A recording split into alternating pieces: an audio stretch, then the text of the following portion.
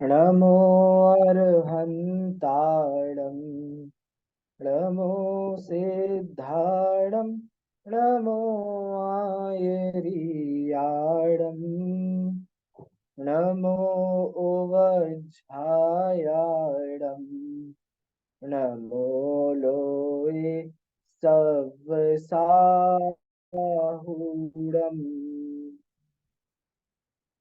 तीन भुवन में वीतराग विज्ञानता शिव स्वरूप शिव का नमः त्रियोग संहारिके। छह ढाला में दूसरी ढाल की चर्चा चल रही है और दूसरी ढाल में भी हम बहुत आगे तक पहुंच गए हैं। हमने चर्चा प्रारंभ करी थी मिथ्या दर्शन से।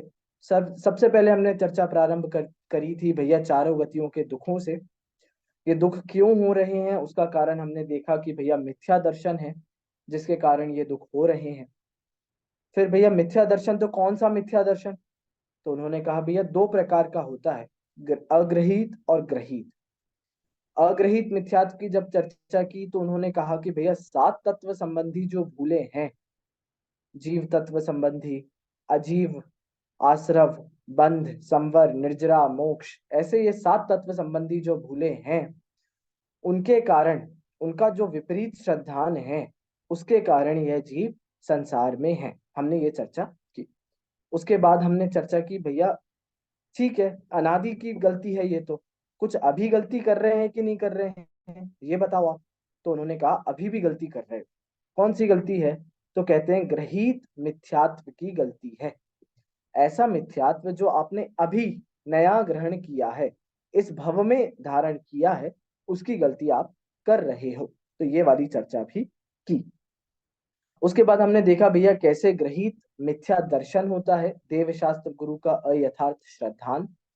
कैसे हम कुदेव कुगुरु कुधर्म के चक्करों में पड़ जाते हैं, कैसे हम अपनी मान्यता को विपरीत कर लेते हैं, और कैसे कदाचित हम वास्तविक देवशास्त्र गुरु के पास भी पहुंच जाएं, लेकिन कषायों की यदि कामना है, लेकिन अपने विषयों की पूर्ति की कामना है कि भैया इनके पास जाएंगे तो हमें सुख की प्राप्ति होगी, इनके पास जाएंगे तो हमारे सांसारिक कार्य बन जाएंगे, यदि ऐसी भावना भी कदाचित होती है तो क्या होता है, सच्चे देवशास्त्र गुरु भी कुदेव कुशास्त्र कुगुरु बन जाते हैं।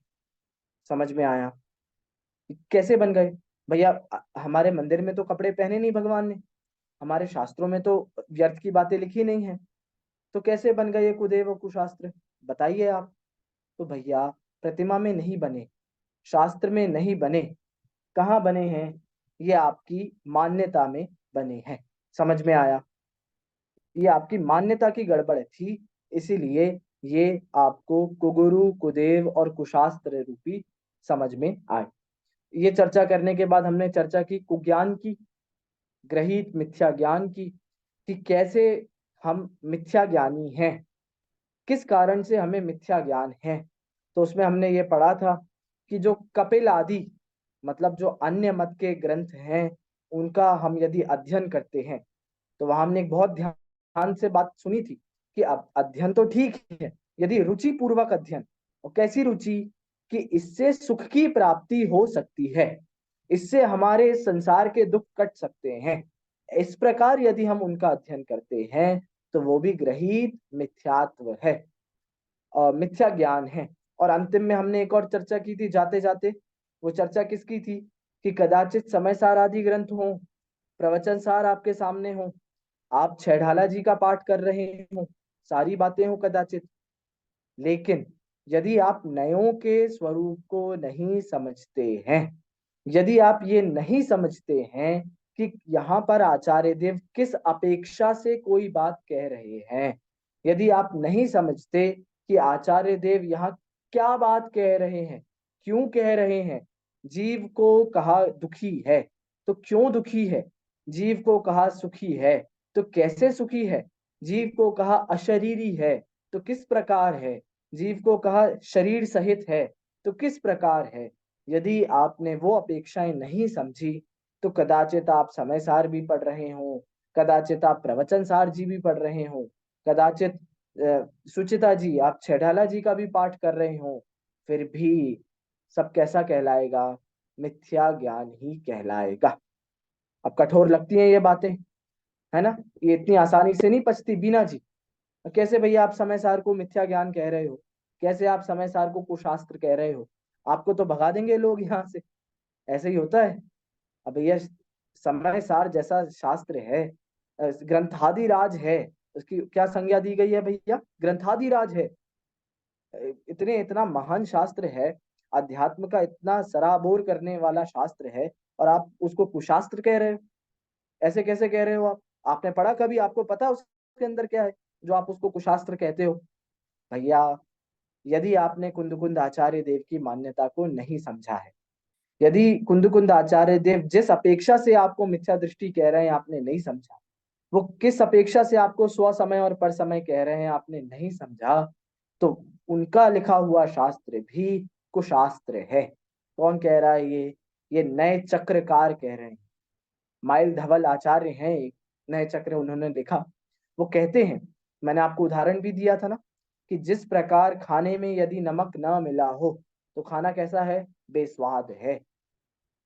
वैसे ही यदि यहाँ पर शास्त्रों में नयों की भूमिका को नहीं समझ रहे हैं तो सारे सम्यक शास्त्र भी मिथ्या हो जाएंगे, सारे सही शास्त्र भी गलत हो जाएंगे। समझ में आया। एक बहुत अच्छा प्रसंग है प्रथमानुयोग का, बहुत लंबी कहानी है उसकी। किसकी आपने सुनी होगी, आपने अजेर यष्टव्यम की कहानी सुनी है। एक प्रथमानुयोग में प्रसंग आता है अजेर यष्टव्यम का, एक कहानी आती है, ये जिसमें नारद की कहानी है, आपने सुनी है किसी ने। ये कहानी नयों की ही कहानी है कि किस प्रकार नयों को नहीं समझा और फिर कुपरंपरा चालू हो गई। क्या कहानी है वो, बहुत सरल और साधारण सी कहानी है, लेकिन उसके पीछे का जितना भी उद्देश्य है वो बहुत गहरा है। नारद तो पर्वत मैं, वाली। जी हाँ बिल्कुल, नारद और पर्वत वाली, बहुत बढ़िया। हाँ नीलेश का, आपने सुनी है ना वो कहानी। हाँ सुनिए। बहुत बढ़िया, आप बता सकते हैं क्या सभा में। तो बताते आप भैया बताइए ना, ये कोई नहीं बात बता नहीं, आप सकती, बताइए। पर आज उन्होंने आज का मतलब बकरा निकाल दिया था, और आज का होता है चावल। हाँ और बहुत बढ़िया, तो आपने सार सार तो बता दिया, बढ़िया, यही ग्रहण करना था जो आपने बता दिया, बहुत बढ़िया। चलिए, तो कहानी बहुत सरल है, मैं आप सबको सुना भी देता हूँ, एक बार बहुत संक्षेप में सुनाऊंगा। होता यह है कि दो मित्र होते हैं, नारद और पर्वत, दो मित्र थे। प्रथमानुयोग की कहानी है, हरिवंश पुराण में भी ये कथा आई है, और पद्म पुराण में भी ये कथा है, दोनों ही पुराणों में ये कथा है। तो होता यह है कि नारद और पर्वत दो मित्र होते हैं। अब जो नारद होते हैं, नारद जो होता है वो तो बुद्धिमानी होता है, उसने अध्ययन बहुत अच्छा किया होता है। और जो पर्वत होता है वो थोड़ा सा आप कह सकते हैं थोड़ा सा अड़ियल जिद्दी होता है थोड़ा सा। अब हालांकि दोनों के गुरु जो होते हैं वो एक ही होते हैं, दोनों ने एक ही गुरु से शिक्षा प्राप्त की होती है। तो एक बार की बात है कि जब पर्वत जो होता है वो यज्ञ कर रहा होता है, वो बैठा होता है अग्नि के सामने और बकरे की बलि दे रहा होता है। किसकी बलि दे रहा होता है भैया, बकरे की बलि दे रहा होता है। क्यों दे रहा होता है, तो बकरे की बलि दे रहा होता है। नारद गुजरता है, नारद देखता है उसको और रोकता है कि भाई ये क्या कर रहे हो, ये तो हिंसा का कार्य है। भाई बकरे की बलि देना कहाँ की अहिंसा है, कहाँ का धर्म है, ये तो अधर्म है, हिंसा का कार्य है, मत दो। तो कहता है भाई कैसी बात करते हो, गुरु जी ने यही तो पढ़ाया है हमें, अजेर यष्टव्यम, कि अज का होम करना चाहिए, अज को अग्नि में क्षेपण करना चाहिए। तो मैं, अज मतलब बकरा होता है संस्कृत में, अज मतलब बकरा होता है और गुरु जी ने यही पढ़ाया था हमें, तो मैं तो बकरे की बलि दे रहा हूँ। तो कहता है, उसने सर पकड़ लिया, भाई क्या अर्थ लेके बैठ गए तुम, हमारे गुरु ने अज मतलब तो चावल बताए थे। अज मतलब क्या होता है, चावल। कैसे होता है चावल, भैया जिससे नया जन्म ना हो सके। चावल को कभी आप बो ना तो चावल से वापस चावल नहीं उगता, इसीलिए उसको अज कहते हैं, अज, जिससे पुनर्जन्म की उत्पत्ति ना हो। तो अज मतलब तो चावल होता है। तो पर्वत कहता है नहीं नहीं नहीं, अज मतलब गुरु जी ने बकरा बताया। नारद कहता है भाई, बकरे की यदि होम दोगे तो हिंसा होगी, और चावल का होम दोगे तो हिंसा नहीं होगी, इसीलिए गुरु जी ने अज मतलब चावल ही बताया था। ऐसा दोनों में बहुत विवाद चलता है कि एक कहता है अज मतलब बकरा, एक कहता है अज मतलब चावल। तो दोनों लड़ लड़ झगड़ के राजा के पास जाते हैं, और राजा होते हैं उस समय वसु। राजा कौन होते हैं? वसु। अब राजा के पास जाते हैं, और राजा अपने सत्यवादिता के लिए पूरे नगर में प्रतिष्ठित होता है, पूरे नगर में फेमस होता है कि इससे ज्यादा सत्यवादी राजा इस पृथ्वी पर नहीं है। दोनों जाते हैं, और राजा के सामने क्या होता है, अब ये बात खड़ी होती है कि अज मतलब बकरा या अज मतलब चावल। तो राजा इसका निर्णय लेते हैं। अब बीच में ट्विस्ट थोड़ा सा ये होता है कि एक बार की और बात है, एक नई कहानी है कि जो पर्वत की माँ थी ना, पर्वत की माँ जो कहता है अजमाने बकरा, उसकी जो माँ थी, वो राजा से धीरे से जाकर कह देती है कि देखो राजा, मेरा बेटा गलत है, मैं भी मानती हूँ, लेकिन यदि आपने उसको गलत ठहरा दिया तो पूरी समाज में बेइज्जती हो जाएगी, पूरी समाज में बदनामी हो जाएगी उसकी, और उसको मृत्यु दंड भी मिलेगा, क्योंकि गलत काम है ना भाई, हिंसा करना गलत है। लेकिन आपने मुझे वचन दिया था एक बार। अब वो बड़ी कहानी है, कैसा वचन, क्यों वचन, लेकिन आप इतना समझिए कि पर्वत की माँ को राजा ने वचन दिया था कि भाई तुम्हें कभी भी मेरी मदद चाहिए हो, मैं खड़ा हूं। तो माँ ने उससे बोला कि जब ये लड़ाई करके आपके द्वार में आए, आपके दरबार में आए, तो आप कह देना कि अज मतलब तो बकरा ही होता है, आप ये मत कहना कि अज मतलब चावल होता है। तब राजा तो सत्यवादिता के लिए प्रसिद्ध था, लेकिन अब वो असमंजस में पड़ गया कि मैं क्या करूं। तो अब ये दोनों पहुंचते हैं दरबार में, राजा के सामने बात रखते हैं, और क्या कहते हैं, ये राजा आप ही बताओ, अज मतलब बकरा होता है कि अज मतलब चावल। तो अब राजा को क्योंकि वो वादा निभाना था ना, तो इसलिए वो क्या कह देता है, अज मतलब तो बकरा ही होता है। और उसी समय का प्रसंग है कि वो अपने सिंहासन से नीचे गिर जाता है, क्योंकि सत्यवादिता के लिए वो प्रसिद्ध था, और उसने झूठ बोला, तो अपने सिंहासन से वो नीचे गिर जाता है। अब इसका प्रसंग आपने 10 लक्षण की पूजन में भी पढ़ा होगा। उत्तम सत्य धर्म की जब पूजन आती है, जब उसके अर्घ चढ़ाते हो आप, तो उसमें आपने पढ़ा होगा वसु नृप सेति। आपने पढ़ा है ये कि वसु नृप जो होता है वो झूठ सेति नरक में गया, ऐसी करके पंक्ति आती है उसमें। बस झूठ से नरक पहुंचा पहुंचा स्वर्ग में नारद। हाँ, बहुत बढ़िया। तो वो झूठ बोलकर नरक गया राजा वसु, और जो नारद था वो स्वर्ग गया। तो कुल मिलाकर बात मुझे जो इतनी आपको बतानी थी, ये इतना बड़ा प्रथमानुयोग का किस्सा खड़ा किया, वो सिर्फ इसीलिए है कि शास्त्र भले ही सम्यक हों, शास्त्र भले ही आचार्यों द्वारा लिखे गए हों, शास्त्र भले ही वीतरागता का पोषण करते हों। समंत भद्राचार्य ने बहुत अच्छी परिभाषा दी है शास्त्रों के लिए, कैसे होते हैं शास्त्र।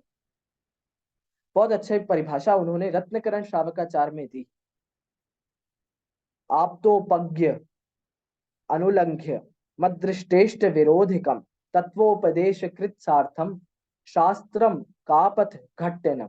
बहुत बढ़िया परिभाषा है। क्या कहते हैं, आप तो पज्ञ हो, आप्त द्वारा कहा गया हो, वीतरागी भगवान द्वारा कहा गया हो, और कैसा हो, अनुलंघ्य हो, कोई भी किसी के द्वारा भी उसका खंडन न किया जा सके, पूर्वापर दोषों से रहित हो, और कैसा हो, अदृष्ट इष्ट अविरोधिकम, प्रत्यक्ष से और अनुमान से जिसमें विरोध ना आता हो। भैया ग्रंथ में आप कहीं भी पन्ने पलटा लो, यहाँ की बात वहां नहीं कटेगी, वहां की बात यहाँ नहीं कटेगी, कोई दूसरा आके ऐसी बातों को काट नहीं सकता ऐसे। और तत्वोपदेश कृत, तत्वों का उपदेश देने वाला हो। कैसे तत्व, पैसे का, रुपये का, गाड़ी का, बंगले का, इनका नहीं, 7 तत्वों का, जिससे मोक्ष की प्राप्ति हो, ऐसे तत्वों का उपदेश देने वाला हो। सार्थम, अर्थ सहित हो, और कैसा हो, का पथ घट्टनम, मतलब कुपथ कुमार्ग का नाश करने वाला हो, मिथ्यात्व का नाश करने, ऐसे होते हैं शास्त्र। और कदाचित शास्त्र ऐसे हों, फिर भी यदि नयों का ज्ञान नहीं है, भैया उसको ज्ञान नहीं था ना अज मतलब क्या होता है। अब अज मतलब आप संस्कृत से देखो तो दोनों ही होते हैं, बकरा भी होता है और चावल भी होते हैं, लेकिन यज्ञ की विधि में अज का मतलब तो चावल होता है। समझ में आया? तो उसे नयों का सही ज्ञान नहीं होने पर भी उसके गुरु ने उसको जो शिक्षा दी वो सब कैसी हो गई? सब मिथ्या हो गई। समझ में आया? तो शास्त्र सम्यक हो फिर भी यदि हमें सही ज्ञान नहीं है, नयों का सच्चा ज्ञान नहीं है, तो ये सब कुशास्त्र हो जाएंगे। तो इसीलिए यहाँ पर दौलत राम जी ने बार बार कहा कि हमें ऐसे शास्त्रों को पढ़ना ही नहीं है जो अन्य मतियों द्वारा लिखे हों। हमें ऐसे शास्त्रों को देखना ही नहीं है जिसमें मिथ्यात्व की बातें हों। क्यों क्यों भैया, क्यों नहीं देखें? जिज्ञासा तो होती है कि उसमें क्या लिखा है, क्यों लिखा है, तो आप देखिए, लेकिन श्रद्धा के साथ मत देखिए। इससे ग्रहित मिथ्यात्व का ही बंधन होगा। और ग्रहित मिथ्यात्व के बंधन होने में क्या दिक्कत है भैया? एक ही दिक्कत है, उससे अग्रहित मिथ्यात्व हमारा पुष्ट होगा। तो हमारा वैसे ही अनादिकाल से इतना मोटा मोटा मिथ्यात्व है, और ग्रहित मिथ्यात्व से हम और उसे पुष्ट करते जा रहे हैं। चलिए, यहां तक आप में से किसी को कोई शंका है? अभी हमने 2 ढाल लगभग हमारी आज और कल में खत्म हो जाएगी, ये वाली ढाल भी। आप लोगों को कोई शंका हो, कोई प्रश्न हो, तो आप बिल्कुल पूछिएगा, ठीक है? चलिए, इसी बीच में आपको एक अनाउंसमेंट दे देता हूं। हालांकि मुझे कक्षा के बाद देना था वो, लेकिन मैं पहले ही दे देता हूं, जिससे मैं अब निर्भर होकर हम आगे की चर्चा करेंगे। अनाउंसमेंट एक छोटा सा है। आप सब तो आप सबके लिए भी और आपके घर में सभी बच्चे हैं उनके लिए भी अरहम पाठशाला के अंतर्गत ही अरहम ई शिविर का आयोजन किया जा रहा है। 12 मई से ये शिविर होगा। आप सभी को बढ़ चढ़कर उसमें भाग लेना है। आप लोगों ने रजिस्ट्रेशन कराई दिए होंगे, लेकिन जिनेंद्र भैया, कमलाक्षी जी, सुचेता जी, चंदूलाल जी, और भी जितने सारे मुझे नीलेश भैया दिख रहे हैं, बीना जी दिख रही हैं, जितने भी लोग हैं आप सभी, उसमें और भी अच्छे अच्छे और भी नए नए विषयों का आपको अध्ययन करने को मिलेगा। 5-7 दिन का वो बहुत सुंदर शिविर है। बच्चों के हिसाब से भी सारा पाठ्यक्रम उसमें है, और आप सबके हिसाब से भी पूरा पाठ्यक्रम उसमें व्यवस्थित रखा गया है। तो मैं आपसे ये कहता हूँ, भावना भाता हूँ कि आप सब उस शिविर का भी लाभ लें। समझ में आया आपको भैया? 12 तारीख से ये शिविर है। कितने बजे से शुरू होगा सर? हाँ, ये आपको बाकी सारी जानकारियां ग्रुप पर दे दी जाएंगी। अभी तो आप रजिस्ट्रेशन करा लो, ठीक है? बिल्कुल निशुल्क है, कोई शुल्क नहीं है। जैसे हम गर्मियों के शिविर लगते हैं, वैसे ही आरंभ पाठशाला का शिविर भी हर साल लगता है, और आप सब भी उसमें बढ़ चढ़ के भाग लो। जैन न्याय के विषय हमें मिलेंगे उसमें, जैन इतिहास हमें जानने मिलेगा, श्रावकाचार आदि से संबंधित हमें विषय उसमें पढ़ने मिलेंगे। तो आप सबको बिल्कुल भाग लेना चाहिए। समझ में आया? शिविर का प्रयोजन आपको पता है कि नहीं पता है? शिविर मतलब पता है आपको क्या होता है? शिविर पहले के जमाने में जब युद्ध लड़ने जाते थे ना, युद्ध, तो आपको पता है ये शिविर लगाते थे। जैसे दिल्ली पर चढ़ाई करनी है, नीलेश भैया, आपकी दिल्ली पे हमें चढ़ाई करनी है, तो दिल्ली के बाहर हम थोड़ी ही दूर पर अपने शिविर लगा लेते थे। पहले के राजा शिविर लगा लेते थे। उन शिविरों में क्या होता था? कम समय में ज्यादा से ज्यादा रणनीतियां कैसे बनाई जाएं, कम समय में ज्यादा से ज्यादा टाइम का उपयोग कैसे किया जाए, यूटिलाइज कैसे किया जाए, ये होता था शिविरों में। तो हम भी ये यही करते हैं कि 5-7 दिन का समय हमें मिलेगा, और कम से कम समय में आपको जितना ज्यादा, जितने नए नए विषय आपके सामने हम रख सकें, ये मौका हमें मिलता है। तो आप लोग बिल्कुल उत्साह पूर्वक इस शिविर में जुड़ेंगे, ठीक है भैया? तो कम से कम जितने यहाँ लोग हैं, 14-15 जितने हैं, इतने तो रजिस्ट्रेशन होने ही चाहिए। और जिनके घर में बच्चे हों वो बच्चे करें, जिनकी वाइफ हो अपनी वाइफ से कहें, जिनके हस्बैंड हो वो अपने हस्बैंड से कहें। सबके हिसाब से है, हर उम्र के हिसाब से है उसमें, ठीक है भैया? चलिए, अब हम चर्चा करते हैं हमारे आगे की विषय की। तो 6 ढाला में ग्रहित मिथ्यात्व की चर्चा है। ग्रहित मिथ्या दर्शन हो गया, ग्रहित मिथ्या ज्ञान हो गया। अब अंतिम जो बचता है हमारा, वो है ग्रहित मिथ्या चारित्र। क्या है अंतिम? ग्रहित मिथ्या चारित्र। अग्रहित मिथ्या चारित्र में क्या था? कौन बताएगा मुझे? हाथ खड़ा करिए आप। अग्रहित मिथ्या चारित्र में किसकी चर्चा की गई थी? अरे कठिन थोड़ी ना है, सरल ही है। आप लोग तो ऐसे एक दूसरे को देख रहे हैं सब लोग, क्या पूछ लिया भैया ने? कुछ गलत थोड़ी ना पूछा। अग्रहित मिथ्या चारित्र मतलब क्या है? जी सुचिता जी। अग्रहित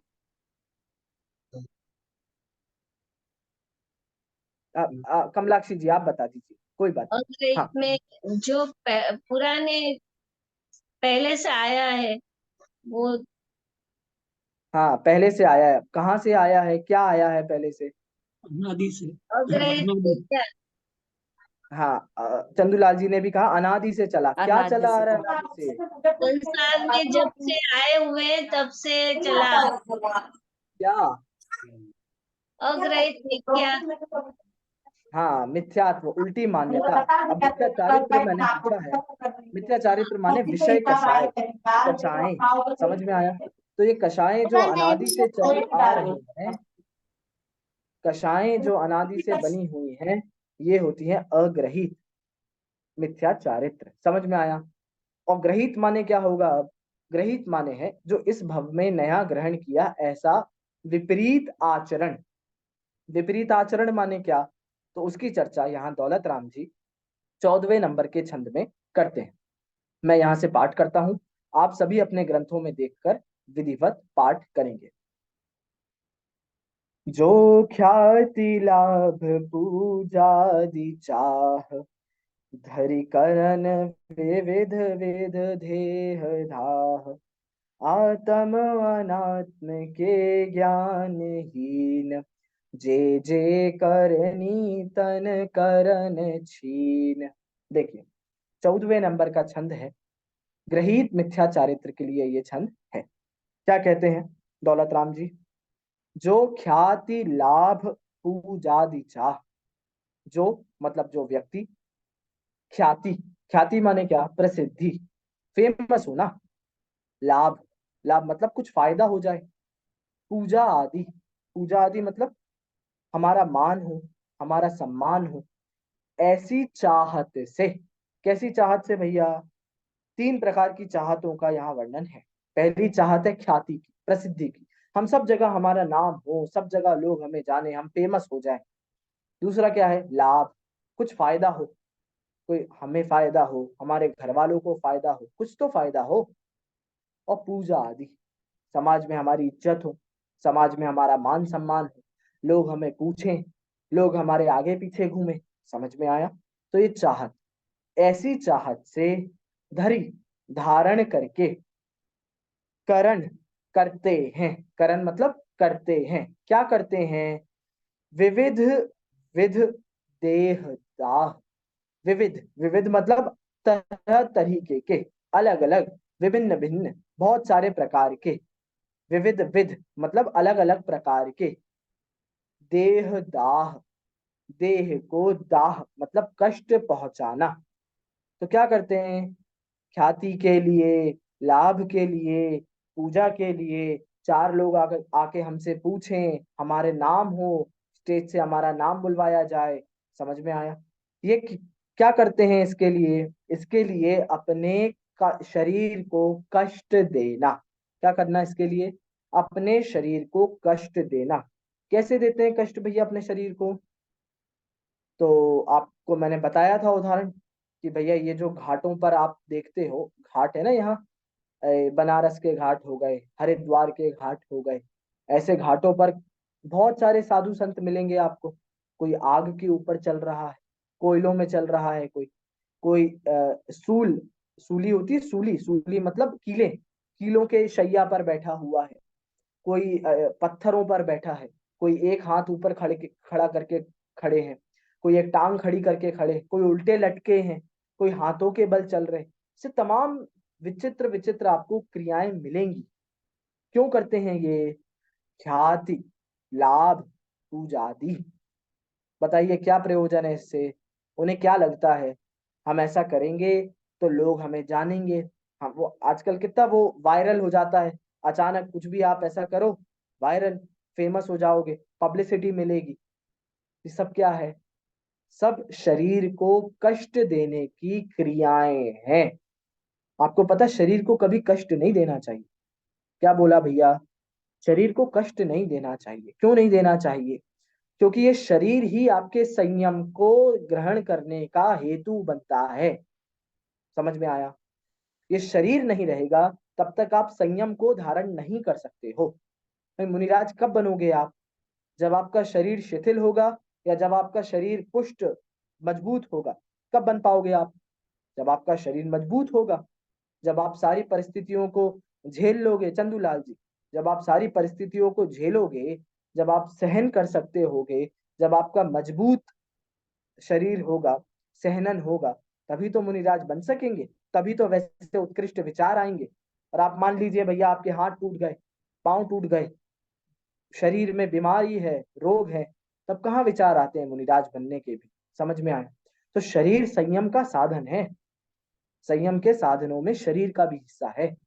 लेकिन अब इसका ये मतलब भी नहीं है भैया कि खाते पीते रहो, शरीर को हष्ट पुष्ट रखो, बढ़िया जो मिल रहा है 24 घंटे खाओ, इससे तो प्रमाद बढ़ेगा। समझ में आया? तो भैया बैलेंस बहुत जरूरी है, ना ज्यादा इधर जाना है ना ज्यादा इधर जाना है। तो इसीलिए शरीर को कष्ट देते हैं। शरीर को कष्ट क्यों देते हैं? फेमस हो सकें, पॉपुलैरिटी हो, पब्लिसिटी हो, वायरल हो जाएं, इसीलिए। तो ये सब क्या हुआ? ये सब मिथ्या चारित्र है और इन्हें क्या लगता है हम धर्म कर रहे हैं। आगे देखिए, आत्म अनात्म के ज्ञानहीन, आत्म और अनात्म, जीव और अजीव, जड़ और चेतन, समझ में आया? स्वभाव और विभाव, इसका ज्ञान तो है ही नहीं। क्या आत्म है? अभी पढ़ा था ना हमने, चेतन को है उपयोग रूप, बिन मूरत छिन मूरत अनूप। अभी दूसरी ढाल के आरंभ में ही पढ़ा था। इसका तो हमें ख्याल नहीं है। उद्गल नव धर्म अधर्म काल, इनते न्यारी है जीव चाल, इसका तो हमें विचार नहीं है। और क्या कर रहे हैं? शरीर को कष्ट देने में लगे हुए हैं। भेद, इसका सीधा सा अर्थ है कि भेद विज्ञान का तो ठिकाना ही नहीं है। समझ में आया भैया ज्योति जी? भेद विज्ञान का तो ठिकाना नहीं है और चारित्र में लगे हुए हैं।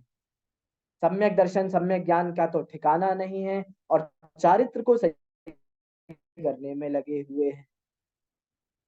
सम्यक दर्शन सम्यक ज्ञान का तो कोई ठिकाना ही नहीं है और क्रियाएं बहुत अच्छी अच्छी कर रहे हैं।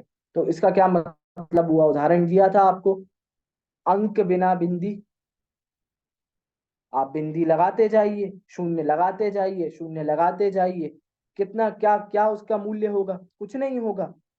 और सम्यक दर्शन रूपी एक अंक भी उसके आगे लग गया तो उसका मूल्य बढ़ता जाएगा, बढ़ता जाएगा, बढ़ता जाएगा। बिल्कुल।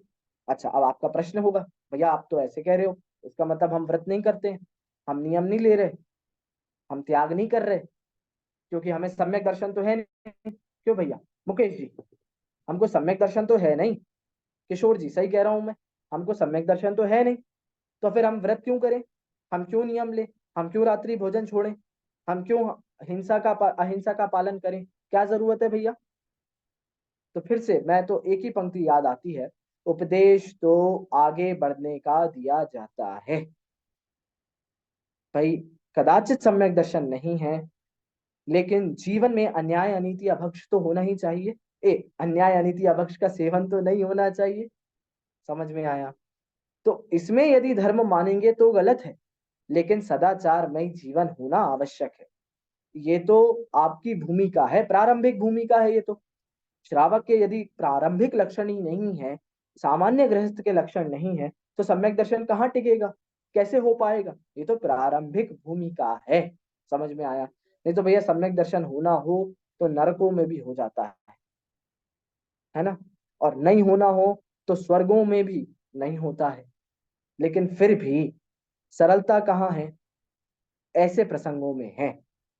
प्रारंभिक भूमिका तो हमारी सही होनी चाहिए।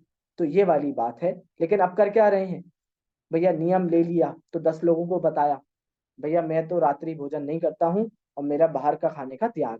10 लोगों को बताया, क्यों बताया?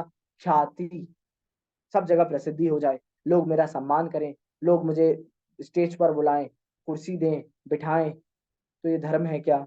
ये धर्म नहीं है।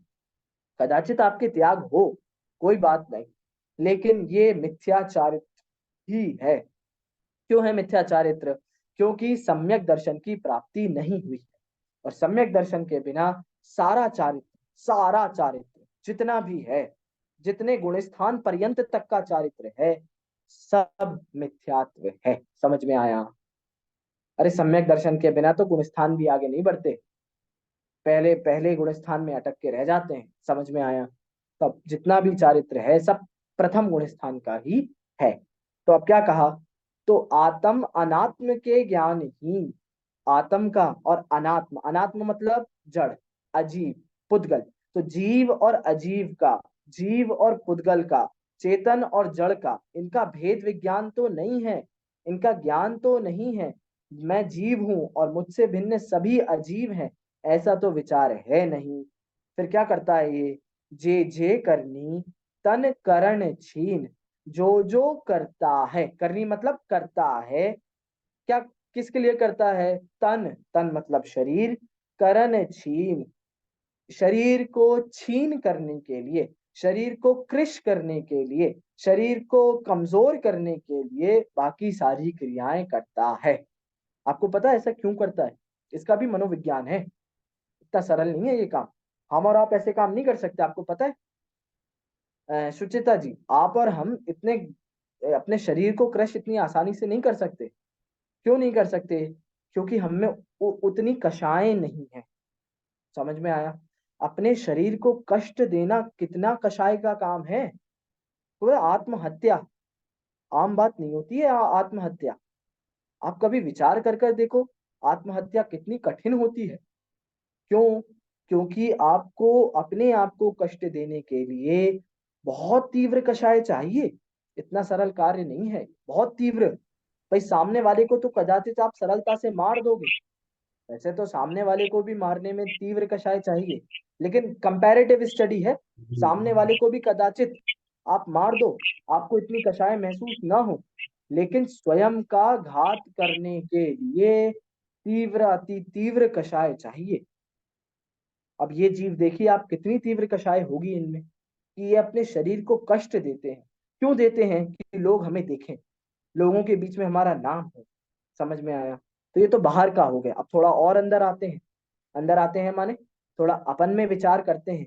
आप और हम कहीं ऐसे कार्य तो नहीं करते हैं, हम ऐसा विचार करते हैं।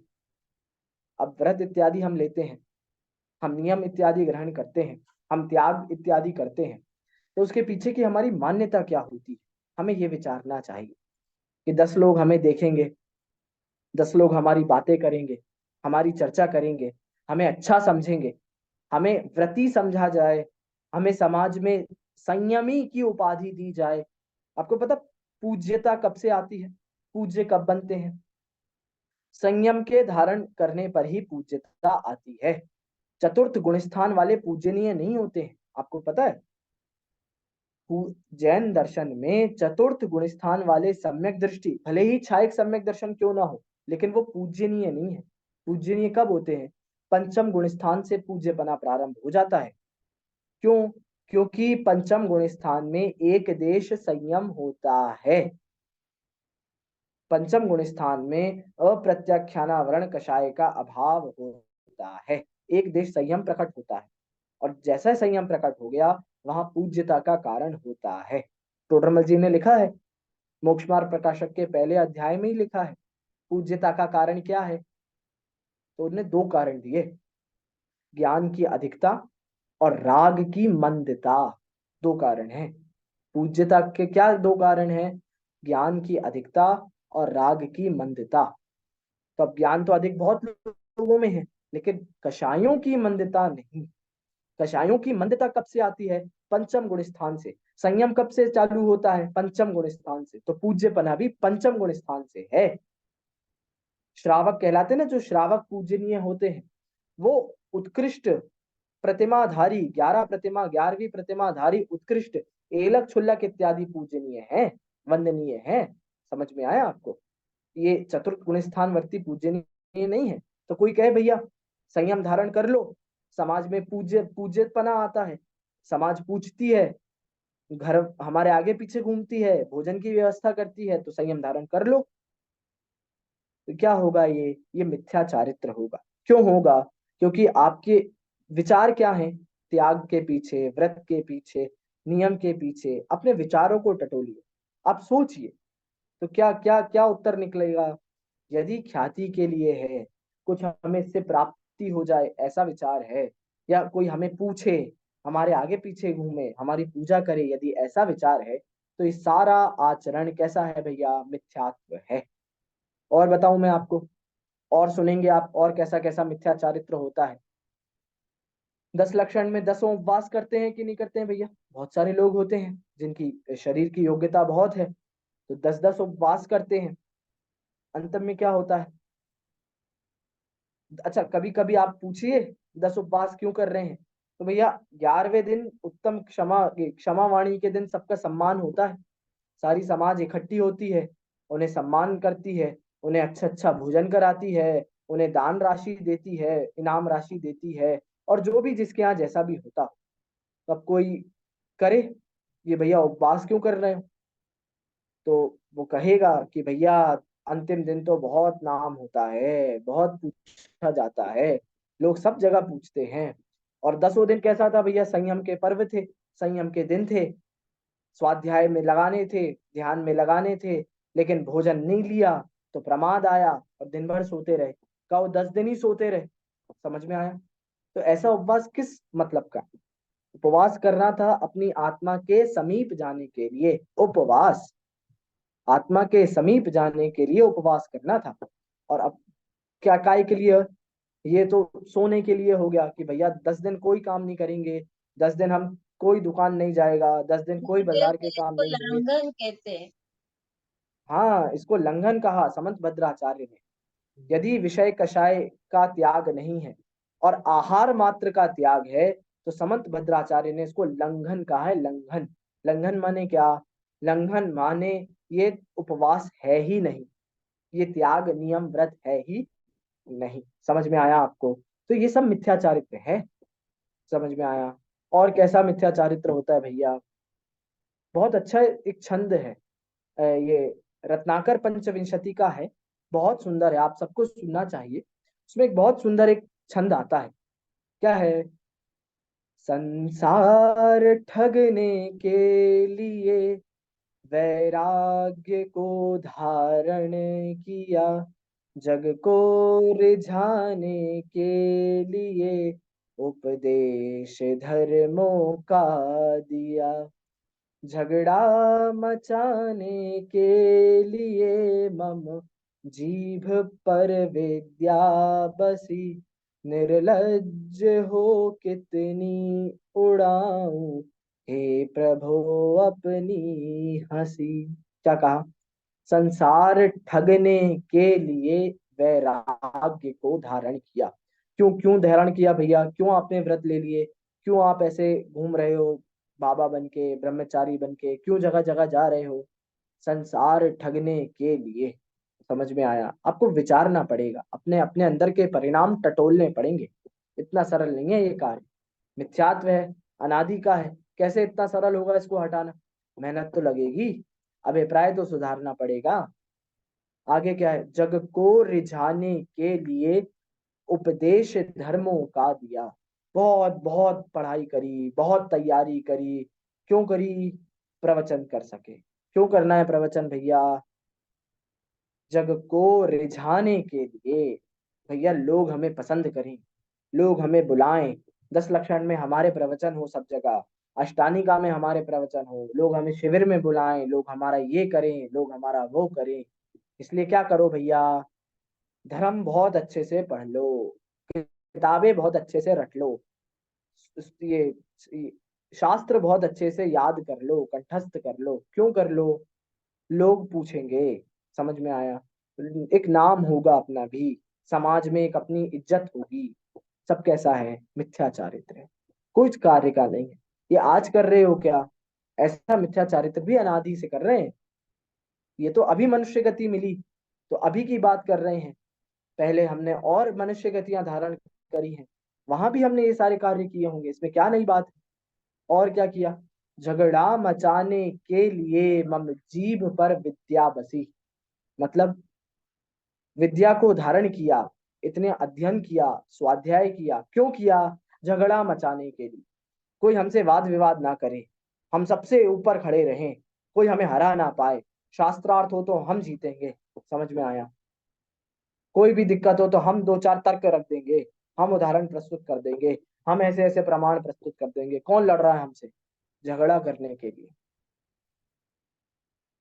तो ऐसी ऐसी बातें हैं मिथ्या चारित्र में। इतना सरल नहीं है ये मिथ्या चारित्र। समझ में आया? जितना जितना कठिन देव का श्रद्धान है समझना, गुरु का श्रद्धान है, धर्म का श्रद्धान है, उतना ही कठिन है ये मिथ्या चारित्र को समझना। क्यों?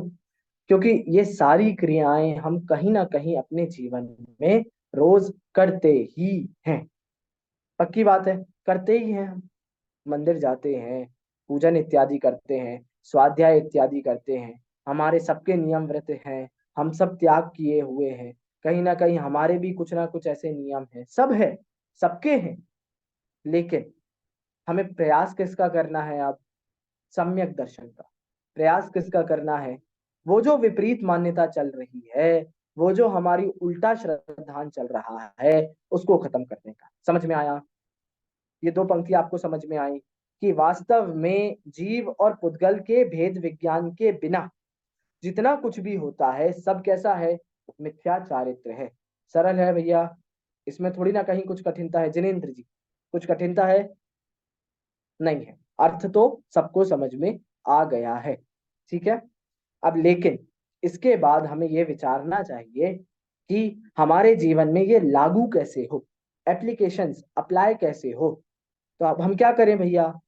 नियम नहीं लें, व्रत नहीं लें तो लीजिए, लेकिन क्या प्रयोजन होना चाहिए, क्या उद्देश्य होना चाहिए, वो हमें याद रखना चाहिए। क्या उद्देश्य होना चाहिए भैया? अपनी कषाएं जैसे बने तैसे कम करना चाहिए, कषायों का मंद होना चाहिए। समझ में आया? कितना भी प्रयास कीजिए, अब कषायों को ना बढ़ने दीजिए। आप ऐसे अपने नियम लें, आप ऐसे अपने, अब कैसे कितने कितने आप लोग देखे होंगे आपने अपने जीवन में, ऐसे ऐसे व्रत ले लेते हैं, ऐसे ऐसे नियम ले लेते हैं जिनका पालन ही नहीं हो पाता है। और कदाचित पालन हो तो स्वयं को कष्ट होता है, स्वयं को मतलब उन्हें स्वयं को कष्ट होता है, उन्हें बोझा लगने लगता है। तो ये बोझा लगना भी क्या है? मिथ्या चारित्र है। नियम आपको बोझे नहीं लगने चाहिए, आपको ऐसा नहीं लगना चाहिए, बर्डन नहीं लगना चाहिए अपने ऊपर। आपको व्रत त्याग इत्यादि में बोझा नहीं लगना चाहिए। क्यों नहीं लगना चाहिए? क्योंकि ये तो आनंद का मार्ग है। हमने पढ़ा था ना, क्या पढ़ा था? आत्म हित हेतु विराग ज्ञान ते लखें आपको कष्ट दान। यदि ये आपको कष्ट देने वाला लगता है तो ये भूल है, क्योंकि ये तो आनंद का मार्ग है। और आनंद के मार्ग में कष्ट कैसा? आनंद के मार्ग में दुख कैसा? आनंद के मार्ग में बोझा कैसा? समझ में आया? तो ये निर्भर निर्भर होने का मार्ग, ऐसा कहते हैं ना हम कि भैया निर्भर होने का मार्ग है, कोई बोझा नहीं रखना है, सहज रहना है। अभी तो दिल्ली में कितना बढ़िया सहज समिट हुआ नीलेश भैया, कितना वो सार्थक हुआ सहज समिट, है ना। तो क्या वहां भी किसकी बात की गई? इसी की तो बात की गई कि निर्भर होना है। कैसे हो निर्भर? लेकिन एक ही उपाय है। क्या उपाय है? कषायों की मंदता। भाई जितने प्रसंग आपके जीवन में हो, जैसे प्रसंग आपके जीवन में हो, आप तो एक ही कार्य करो, कषायों को शांत रखो, कषायों को मंद रखो। और भैया कषायों को मंद रखना मात्र उपाय नहीं है, ये तो एक सीढ़ी है। असली उपाय तो कषायों का नाश होना है। समझ में आया? तो कषायों के नाश होने तक जाना है, मंदता तो एक सीढ़ी मात्र है। ठीक है, चलिए। तो अब ये जो चर्चा हमारी हुई वो बहुत विस्तार से चर्चा हुई कि कैसे मिथ्या दर्शन, मिथ्या ज्ञान और मिथ्या चारित्र, अग्रहित और ग्रहित हमारे जीवन में घुसा हुआ है। अब हमें क्या करना है? अब हमने इनको जान लिया है, हमें इनके लक्षण पता चल गए ना। भाई कोई मरीज था, डॉक्टर के पास गया, डॉक्टर ने बता दिया भाई तुमको तो ये पीलिया हो गया, जॉन्डिस हो गया है तुमको तो ये। तो अब उसने कहा भैया पता चल गया जॉन्डिस हुआ है तो क्या करें, उपाय बताओ। तो अब उपाय बताएंगे। तो आगे की जितनी ढालें आएंगी, तीसरी हो, चौथी हो, पांचवी हो अथवा छठवी हो, सब उपाय की ढाल हैं। उसको कहेंगे जॉन्डिस वाले को भैया भारी खाना मत खाना, तेल घी का सेवन मत करना, तला हुआ मत खाना, उसको कहेंगे। ऐसे यहाँ पर भी दौलत राम जी अब कहेंगे कि क्या उपाय है। कैसे इस मिथ्यात्व से अब तुम बच सकते हो, कैसे इस मिथ्यात्व से छूट सकते हो। अब इस सारे उपायों की चर्चा तीसरी ढाल, चौथी ढाल, पांचवी, छठी, अब ये जब होगी तब होगी। लेकिन आप तो इतना विचार करो भैया बीना जी, अपन को तो इतना विचार करना है कि गलती पता चल गई, कहाँ रुक रहे हैं, कहाँ अटक रहे हैं ये पता चल गया। अब इसके बारे में विचार करना है कि हम इसे यहीं पर छोड़ दें, इसे हम और आगे तक न ले जाएं। समझ में आया? देखिए, तो इस प्रकार हमने जो चर्चा की वो ग्रहीत मिथ्याचारित्र की चर्चा की।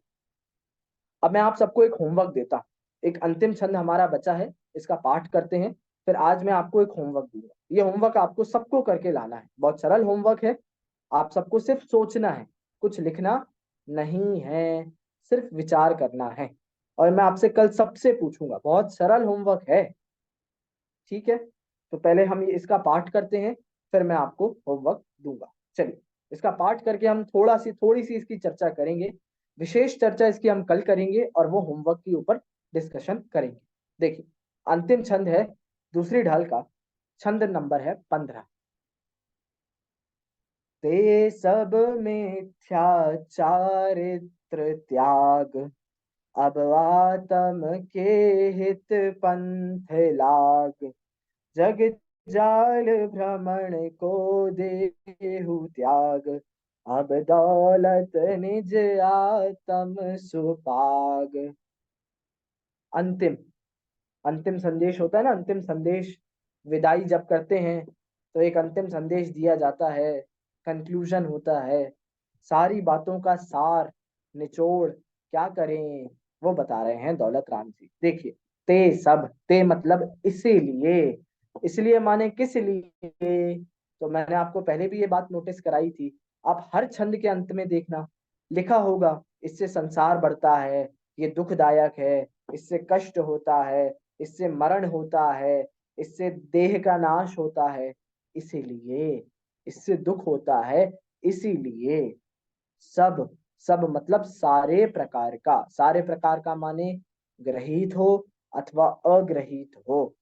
मिथ्या चारित्र त्याग, क्या लिख रहे हैं दौलत राम जी? मिथ्या चारित्र को त्याग कीजिए। तो भैया मिथ्या दर्शन को रख लें, मिथ्या ज्ञान को रख लें, सिर्फ मिथ्या चारित्र छोड़ देते हैं? अरे भैया, हाथी के पांव में सभी के पांव समाहित हो जाते हैं, घर के सबसे बड़े को बुला लिया तो बाकी के पीछे सब आ जाते हैं। मिथ्या चारित्र लिख दिया ना, इसका मतलब है मिथ्या दर्शन और मिथ्या ज्ञान भी अंतिम लिख दिया, पहले का सब ग्रहण कर लेना।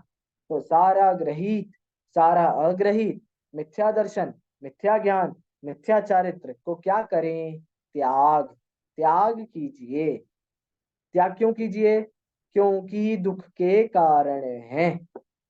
अब आत्म के हित पंथ लाग, अब अपनी आत्मा के हित के लिए लगें, आत्मा के हित के रास्ते पर लग जाएं। पंथ है ना, पंथ। अभी क्या था? संसार मार्ग था। अभी ये सारी चर्चा किसकी चली? संसार मार्ग की। अब क्या कह रहे हैं? पंथ लाग, किसके पंथ लाग? आत्म के, आत्म के हित के मार्ग पर लग जाइए, मतलब मोक्ष मार्ग में लग जाइए। क्या होगा इससे? जग जाल भ्रमण को देहु त्याग, मोक्ष के मार्ग में लगिए और जगजाल के भ्रमण का त्याग कीजिए। ऑब्वियस सी बात है, ये तो सरल है, अंडरस्टैंडिंग है। क्या भैया? मोक्ष मार्ग में लग जाओगे तो संसार मार्ग का नाश अपने आप हो जाएगा। समझ में आया? तो दोनों प्रकार से कथन कर दिया, मोक्ष मार्ग में लगो और संसार का नाश करो, अथवा संसार का नाश करो और मोक्ष मार्ग में लगो। तो दोनों प्रकार से यहाँ कथन कर दिया। और अंत में क्या कहते हैं? ये बिल्कुल आनंद लेने वाली पंक्ति है, अंतिम जो छंद है ना, बिल्कुल आनंद इसके लेना चाहिए। अब दौलत निज आत्म सुपाग, अहे अब दौलत, दौलत मतलब स्वयं को संबोधित कर रहे हैं, स्वयं के माध्यम से हम सबको संबोधित कर रहे हैं।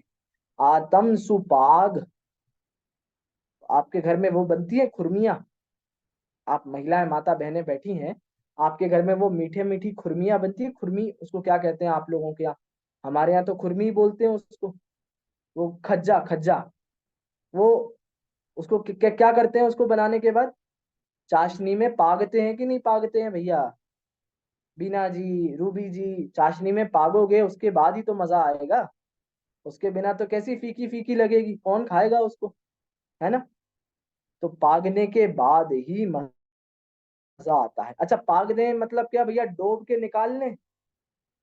चाशनी बनाई, उसमें पागना है मतलब डोबी और निकाल ली। ऐसे कौन पागता है? ऐसे नहीं पागते। जरा 10-15 मिनट उसी में पड़ा रहने दो, उसको पी लेने दो। खज्जों को चाशनी पी लेने दो, जलेबी को चाशनी पी लेने दो, उसके बाद निकाल के खाओ तो आनंद आएगा। समझ में आया? ऐसी क्या कह रहे हैं? आत्म सुपाग। भैया आत्म को पागो। पागो मतलब कहाँ पागना है? कौन सी चाशनी में पागना है भैया? कौन से शक्कर की चाशनी बनाओगे आप लोग, बताओ मुझे। अरे भैया स्वभाव में पागो, सम्यक दर्शन ज्ञान चारित्र में पागो। और कैसा? ऐसा कि डाली और निकाल ली, ऐसा नहीं। पड़ा रहने दो, उसको आनंद लेने दो वहां पर। समझ में आया? ये दौलत राम जी को बहुत प्रसन्नता हुई होगी इसे लिखकर, इसलिए इतने सुंदर शब्दों का यहाँ पर चित्रण किया उन्होंने। अब दौलत निज आत्म सुपाग। भैया हमें रास्ता मिल गया है सच्चा, अब नहीं भटकेंगे हम यहाँ। हमें पता चल गई है हमारी गलती, अब नहीं करेंगे हम फिर से गलती। इसलिए कह रहे हैं हमने तो अपनी आत्मा को अपने में पाग लिया है। समझ में आया? अब यदि हमने फिर से यदि वो सारी गलतियां की तो इसका क्या मतलब है? हमने पागा नहीं है, हमने बस ऐसे छू के बाहर निकाल दिया है। भैया पागोगे तो ही आनंद आएगा। इसलिए यहाँ पर प्रेरणा किसकी है? पागने की है। ठीक है। तो इस प्रकार दौलत राम जी ने अंत में, पहली ढाल के अंत में भी क्या कहा था? आप देखो जरा, पन्ना पलटाओ। पहली ढाल के अंत में क्या कहा था?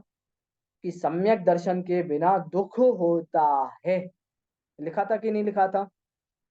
सम्यक दर्शन बिन दुख पाए, सम्यक दर्शन के बिना दुख होता है, ऐसा उन्होंने लिखा था। अब यहाँ पर क्या कह रहे हैं कि जो मिथ्यात्व है ना उसका त्याग कर दो, तो अब क्या होगा? आत्म सुपाग, आत्मा का रस मिलेगा, आत्मा की प्राप्ति होगी। ऐसे प्रत्येक ढाल के अंत में उन्होंने बहुत सुंदर सुंदर प्रेरणाएं दी हैं। समझ में आया? अब तीसरी ढाल में क्या है?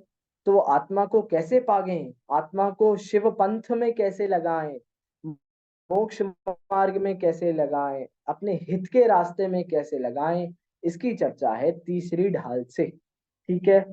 चलिए, यहां तक किसी को प्रश्न है? आपको 2 ढाल हो गई हैं हमारी। इन 2 ढालों में से आज आप बढ़िया इनका पाठ करना, इसके बारे में विचार करना।